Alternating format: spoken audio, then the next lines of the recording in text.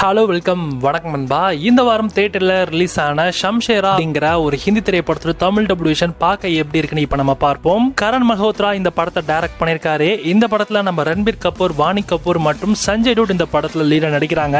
இந்த படம் ஒரு historical action drama movie. So படத்தை பத்தி சொல்லணும் அப்படின்னா நிறைய விஷயங்கள் இருக்கு. பாசிட்டிவான விஷயங்கள் நிறைய இருந்தாலுமே ஒன்னு ரெண்டு நெகட்டிவ் பாயிண்ட்ஸ் அப்படிங்கிற படத்துக்கு இருக்கு. அது என்னென்ன அப்படிங்கறத நம்ம ஒன் பை ஒன்னா பார்க்கலாம். ஃபர்ஸ்ட் இந்த படத்தோட ஒன்லைன் ஸ்டோரி என்ன அப்படின்னா, கமேரான்ஸ் அப்படிங்கிற ஒரு சாம்ராஜ்யத்துக்கு தலைவனா இருக்கிறது ஷம்ஷேரா. இந்த சாம்ராஜ்யத்தை போர் தொடுக்க வராங்க முகலாயர்ஸ்.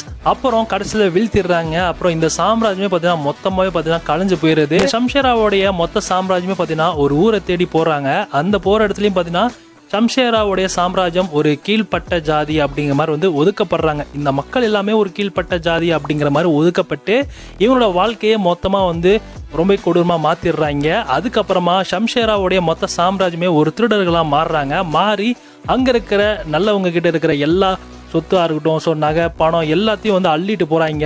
இதை பார்த்த பிரிட்டிஷ் அண்டு நிறைய மன்னர்கள் எல்லாமே இவங்களை எப்படியாச்சும் கைது செய்யணும் அப்படின்னு சொல்லிட்டு பிளான் பண்றாங்க. பிளான் பண்ணி ஷம்ஷேராவையும் அவருடைய மக்களையுமே ஒரு இடத்துல போட்டு அடைச்சி வச்சிடறாங்க. அந்த இடத்துல இருந்து எப்படியாச்சும் தப்பிச்சு வெளியே போயிடணும் அப்படிங்கிற மாதிரி ஷம்ஷேரா முடிவெடுக்க, ஷம்ஷேரா ஒரு சூழ்ச்சியால இறந்து போக, அதுக்கப்புறமா ஷம்ஷேராவோட மகன் எப்படி அந்த மக்களுக்கு எல்லாமே சுதந்திரம் வாங்கி கொடுத்தாரு அப்படிங்கறதான் இந்த படத்துல இருக்க மிச்ச சுவாரஸ்யமான விஷயம்.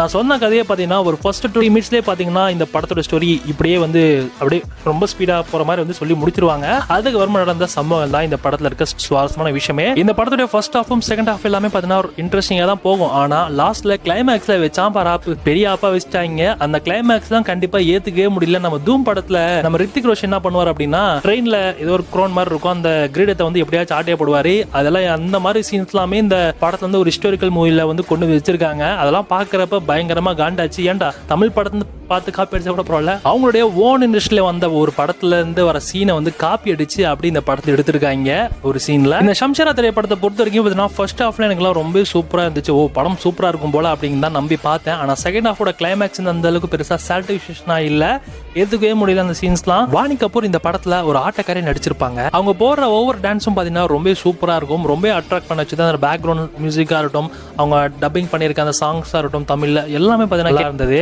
சஞ்சய் டூட்டோட தமிழ் டப்பிங் வாய்ஸ் கூட பாத்தீங்கன்னா ரொம்ப சூப்பரா இருந்தது. ஆனா ரன்பீர் கபூரோட வாய்ஸ் கொடுத்திருக்காங்க. நல்லா ரொமான்டிக் மூவிஸ்லாம் ஒரு வாய்ஸ் கொடுத்தா எப்படி இருக்கும் அந்த மாதிரி தான் இந்த படத்துல கொடுத்திருக்காங்க. அந்த அளவுக்கு பெருசா பவரா இல்ல. சஞ்சய் டூட் இந்த படத்துல ஒரு பிரிட்டிஷ் ஆபீசரா தான் நடிச்சிருப்பாரு. அந்த போலீஸ் ஆபீசர் நடிச்ச அந்த ரோல்ல அவருடைய பெர்ஃபார்மன்ஸ் பாத்தீங்கன்னா அல்டிமேட்டா இருக்கும். கேஜிஎஃப் படத்துல வர மாதிரி இல்லாம அப்படியே அதுல இருந்து கொஞ்சம் லைட்டா உருவெடுத்து கொஞ்சம் லைட்டா வில்லத்தனமா தான் இந்த படத்தோட கேரக்டர்ல அவர் நடிச்சிருக்காரு. சோ உண்மையிலேயே அந்த கேரக்டர் ரொம்ப ரசிக்க வச்சது. படத்துல வர சாங்ஸ் எல்லாமே நல்லா இருக்கு. பேக்ரவுண்ட் ஸ்கோரும் பாத்தீங்கன்னா உண்மையிலே சூப்பரா கொடுத்திருக்காங்க. படத்தோட விஷுவல் செட்டப்லாம் உண்மையிலே நல்லா இருக்கு. இந்த படம் ஹிஸ்டாரிக்கல் மூவி அப்படிங்கிறதுனால சோ அந்த காலத்து மக்கள்லாம், நம்ம மக்கள்லாம் பிரிட்டிஷ் கிட்ட இருந்து எப்படி பாடுபட்டாங்க, என்ன மாதிரி விஷயங்கள்லாம் பண்ணாங்க அப்படிங்கிறது உங்களுக்கே தெரியும். அந்த மன்னர் ஆட்சியா இருக்கிறப்பவே பாத்தீங்கன்னா ரொம்ப கஷ்டப்பட்டாங்க. ஸோ அந்த மாதிரி ஒரு சூழ்நிலை வர காட்சி எல்லாமே பார்க்கறதுக்கு ரொம்ப நல்லா இருந்தாலுமே இவங்க ஸ்க்ரீன் பிளேல செகண்ட் பிளேல பயங்கரமாக கோட்டை விட்டுருக்காங்க. அந்த சீன்ஸ் தான் நீங்கள் பார்க்குறப்ப உங்களுக்கே ஃபீல் பண்ணது வைக்கும். ஸோ இந்த படத்தில் நடிச்சிருக்க ஆக்டர்ஸோட பர்ஃபார்மன்ஸ் பார்த்தீங்கன்னா ரன்பீர் கபூரோட ஆக்டிங் பார்த்தீங்கன்னா நல்லா இருந்துச்சு. ஆனால் அவருக்கு இந்த கேரக்டர் சுத்தமாக செட்டே ஆகலை. என்ன ரீசன் அப்படின்னு பார்த்தோம்னா, நம்ம நிறைய ஹிஸ்டாரிக்கல் மூவிஸ்லாம் அக்ஷய் குமாரை பார்த்துருந்துருப்போம், அதுக்கப்புறமா நம்ம ரித்திக் ரோஷனை பார்த்துருப்போம். ஆனால் ரன்பீர் கபூரை ஒரு சாக்லேட் பாயா பார்த்துட்டு இப்போ இந்த மாதிரி ஒரு படத்தில் அவர் ஹீரோவா நம்மளால சத்தியமா பார்க்க முடியல.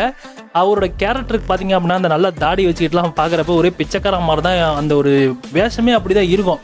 இதெல்லாம் இவருக்கு சுத்தமாக செட் ஆகலடா அப்படிங்கிற மாதிரி தான் தோணுச்சு. ஏன்னா இந்த கேரக்டருக்கு அந்த ரித்திக் ரோஷனே போட்டிருந்தா கூட பார்த்தீங்கன்னா இன்னுமே இப்போ படம் அவ்வளோ கெத்தாக வந்திருக்கும். ஆனால் ரன்பீர் கபூர் இந்த படத்தில் நடிச்சிருக்கிறது ஒரு பெரிய மைனஸ் தான் நான் சொல்லுவேன். ஆக மொத்தத்தில் இந்த படத்தை நீங்கள் பார்க்கலாமா அப்படின்னு கேட்டிங்கன்னா, ஸோ கதைக்களம் ரொம்ப இன்ட்ரெஸ்டிங்காக தான் போகும். ஆனால் கிளைமேக்ஸில் அப்படியே வேற மாதிரி இருக்கும். அதனால நீங்கள் யோசிச்சுக்கோங்க. இந்த படம் இப்போ தியேட்டரில் தமிழ் டப்பிங்கில் அவைலபிளாக இருக்கு. ஸோ பார்க்குற இன்ட்ரெஸ்ட்லாம் அது உங்களோட விருப்பம் தான். நான் சொல்லிட்டேன் படம் எப்படி இருக்குன்னு. ஸோ இந்த மாதிரி தான் இருக்கும். அதே சமயத்தில் இந்த படத்தை பார்க்கணும் அப்படின்னா கண்டிப்பாக உங்களுக்கு பொறுமை அப்படிங்கிறது கண்டிப்பாக இருக்கணும். பொறுமையோடு நீங்கள் இந்த படத்தை பார்த்தீங்கன்னா என்ஜாய் பண்ணி பார்க்கலாம். இல்லப்பா எனக்கு பொறுமையே கிடையாது அப்படின்னு நினைச்சீங்கன்னா படத்தை பார்க்காதீங்க. உங்களுக்கு இந்த படம் ஒரு ஏமாற்றத்தை தரும். இந்த படத்துக்கு நாம கொடுக்க ரேட்டிங்ஸ் 10க்கு 8.5 கொடுக்கலாம்.